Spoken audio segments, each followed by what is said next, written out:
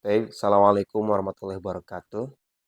Bismillah, walhamdulillah, wassalatu ala rasulillah, wa ala alihi wa sahbihi wa mawalah, amma ba'd.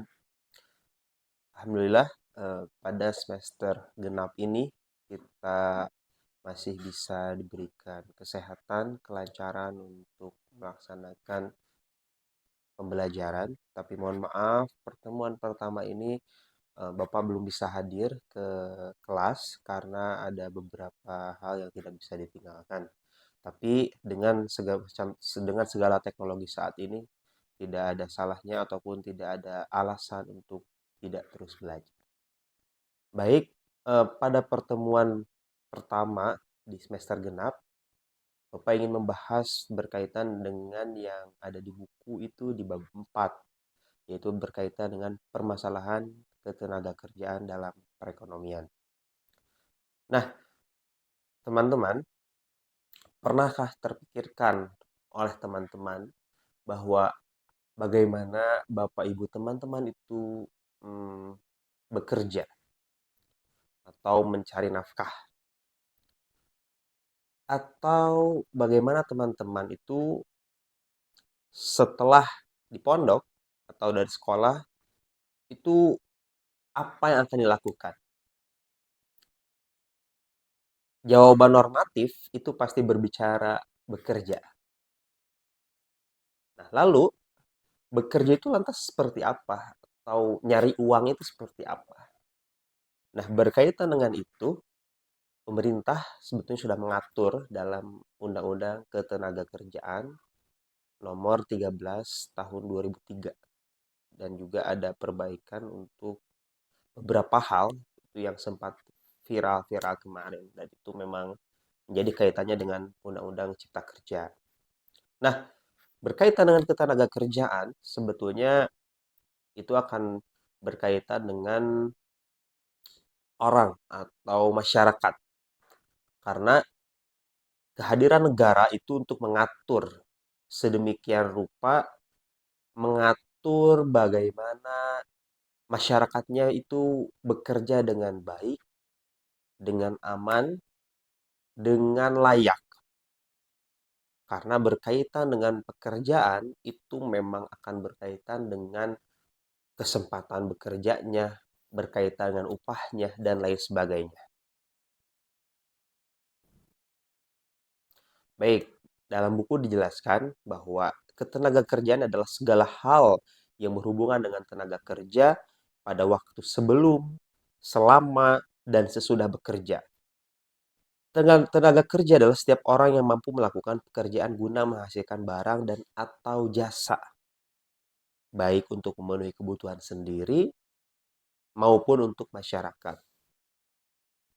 Nah, jadi berkaitan tentang aktivitas bekerja, baik membuat sesuatu atau barang atau jasa yang diberikan.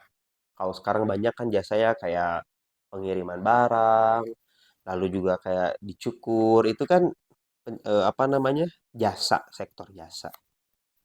Nah, berkaitan dengan ketenaga kerjaan atau tenaga kerja itu perlu diatur dan juga ada konsepnya sehingga negara hadir di situ.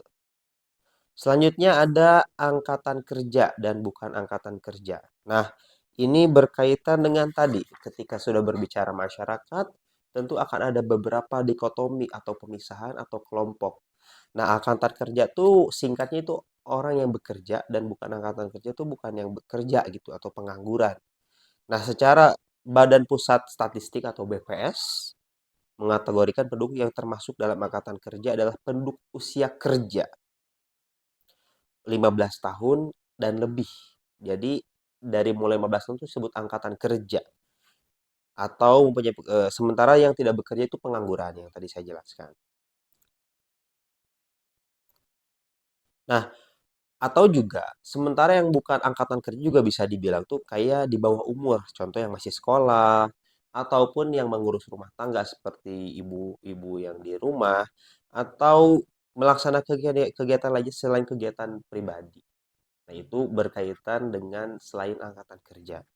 Nah, di buku dijelaskan bahwa untuk melihat tingkat partisipasi angkatan kerja. Nah, ini sebetulnya untuk melihat persentase berapa orang yang masuk angkatan kerja dan berapa orang yang betul-betul masuk di situ. Misalnya di buku itu di halaman 108 ada contoh soal 4.1. Di situ dijelaskan bahwa diketahui dari data sebuah negara, jumlah angkatan kerja sebesar 59.780.236 juta jiwa dan penduduk usia kerja sebesar 92.180.274 juta jiwa. Nah, di situ dihitung TPAK-nya dihitung sama dengan jumlah angkatan kerja per jumlah usia produktif kali 100. Hasilnya 61,6%. Nah, di situ terlihat bahwa sebetulnya partisipasinya itu di atas 50%, tapi tidak sampai 100%. Berarti bisa dikatakan yang bekerja itu sekitar 61,6. Sisanya itu berarti masuk ke, mohon maaf, ada yang pengangguran. Atau juga bisa yang tadi ada ibu-ibu ataupun pekerjaan lainnya. Selanjutnya itu ada tentang kesempatan kerja. Nah, berkaitan dengan kesempatan kerja itu ada beberapa faktor. Ada usia, ada tingkat pendidikan atau pengetahuan, keterampilan yang sering saya ceritakan kemarin-kemarin tentang Cina dan seterusnya. Lalu juga ada lapangan kerja yang tersedia atau permintaan dan kebutuhan tenaga kerja, jumlah angkatan kerja yang tersedia, besarnya permintaan total masyarakat, ataupun lapangan kerja, besarnya investasi yang dilakukan perseorangan dan badan usaha swasta, kemampuan pemerintah dalam melaksanakan pembangunan, ekspor dan impor yang dilakukan, kebijakan pajak oleh pemerintah yang dilakukan pemerintah, kerjasama dengan negara lain yang mempunyai kesempatan kerja, ini semua berkaitan dengan kesempatan. Jadi kesempatan itu bisa dibagi dua sebetulnya, dari diri kita dan juga dari di luar diri kita, yaitu baik dari sektor swasta ataupun pemerintah. Nah, ini yang sering saya tekankan pada teman-teman bahwa selalu untuk mau belajar, selalu semangat untuk belajar. Karena faktor terbesarnya itu ada di diri kita sendiri. Berbicara lapangan kerja itu akan menyesuaikan. Kalau kita bisa komputer, itu akan lebih banyak peluang. Kalau kita bisa bahasa Inggris, bahasa Arab, itu lebih besar peluangnya. Begitupun keterampilan lainnya. Selanjutnya itu ada jenis-jenis tenaga kerja. Nah, ini dibagi beberapa apa namanya diklasifikasi. Ada berdasarkan kemampuannya yang tadi saya jelaskan. Ada tenaga kerja terdidik atau terlatih dan juga tidak terdidik dan tidak terlatih. Nah, yang terdidik itu berkaitan dengan pendidikan. Berkaitan dengan kalau berbicara kuliah itu di program sarjana. Kalau terlatih itu bisa tidak sekolah tapi dia terlatih. Bisa juga sekolah sampai tinggi itu di D3, D4. Karena beda. Itu ada vokasi, ada pendidikan. Lalu juga ada yang tidak terdidik dan tidak terlatih. Nah, inilah kalau teman-teman tidak mau bersemangat belajar, tidak semangat untuk sekolah atau ngaji, itu akan masuk ke klasifikasi ketiga dan itu akan susah untuk mencari kerja dan seterusnya. Itu secara realistis ya, teman-teman. Lalu yang kedua, klasifikasi kedua ada berdasarkan fungsi pokok dan dalam perusahaan. Ada tenaga kerja bagian proses produksi, ada tenaga kerja tidak langsung. Nah, berkaitan yang tidak langsung itu tidak berkaitan proses produksi seperti pemasaran, lalu berkaitan dengan manajemen strategik dan seterusnya. Itu tergantung tadi dibaginya oleh bagaimana kita akan berperan. Semakin kita terdidik, semakin kita terlatih, kita akan ada di top level yang sering saya ceritakan waktu semester 1. Lalu yang ketiga ada tenaga kerja berdasarkan status atau ikatannya. Nah, ini yang sering dibicarakan oleh banyak hal bahwa ada pekerja lepas, ada pekerja kontrak baru, pekerja kontrak atau outsourcing atau pekerja tetap. Saat ini realistisnya teman-teman, kalau berbicara pekerjaan itu rata-rata mulai outsourcing atau kontrak. Nah, teman-teman berkaitan dengan tadi skill, kalau teman-teman punya skill yang bagus itu akan menjadi pekerja tetap. Tapi kalau teman-teman itu masih pekerjaannya itu yang biasa-biasa saja itu sekarang banyak yang outsourcing. Bahkan sekarang banyak freelance. teman-teman bisa menghasilkan uang itu tanpa menjadi kerja di kantor, dan itu yang sangat diminati oleh orang Gen Z, oleh masyarakat Gen Z atau generasi teman-teman. Itu banyak sekali yang minat untuk di freelance. Lalu terakhir untuk pertemuan ini ada masalah ketenaga kerjaan dan upaya meningkatkan kualitas tenaga kerja. Nah, masalah ketenaga kerjaan ini sebetulnya kompleks ya teman-teman. Apa namanya, kualitas tenaga kerja yang relatif rendah dan seterusnya itu banyak hal.